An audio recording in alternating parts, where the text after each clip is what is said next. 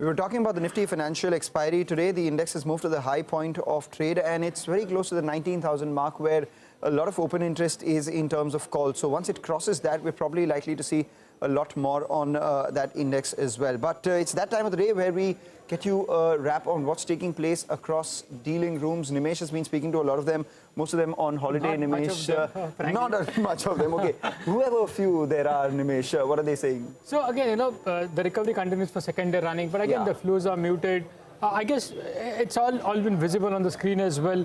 A big rally in the metal names on the back of the China news, so that's been a big outperforming sector today. But more like a short covering rally rather than genuine buying, because largely the FIs seems to be quite absent. There is a bit of domestic buying, but that's largely in the mid cap and small cap. So kind of NAV support, which we've been talking for the last couple of days. I guess apart from metals, the other few sectors which have participated today, cement, autos, and technology stocks, all have been contributing to some extent in today's pullback as well. From a technical point of view, the level remains the same. 18,200 is a big resistance level to watch out on the upside.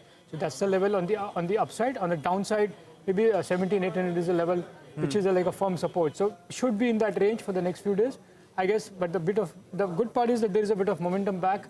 And there is a bit of recovery as well, not only in the indices, but in the broader markets as well. I think the last week of December, we should call it a retail and HNI check more than just a dealing room check, because they are the ones who are more active. We can see that in a lot of these cash stocks as well. They say, right, when the institutional cats are away, the mice play. But individual stocks, you do have a bunch of data points today. Yes, Magalam. So the first stock on the list today is Green Lamp. There was a large block, 1% equity had changed hands. And I believe in terms of a seller, a leading domestic mutual fund was a likely seller in today's block. So the buyer would be interesting to know. But what I understand from a seller point of view, the domestic mutual fund was a seller in today's block. So that's the first one.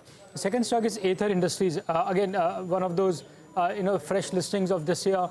Been consolidating in a narrow range of late, but now I believe the selling pressure from a leading domestic mutual fund is likely to get over very soon. They are left with hardly any shares left. So they've been a big seller, one of the domestic mutual fund, but looks like that selling is likely to get over soon. So that's the second one. And the last stock is UTI AMC. Yesterday we saw a big move in that stock, rallied 5-6% in yesterday's trade.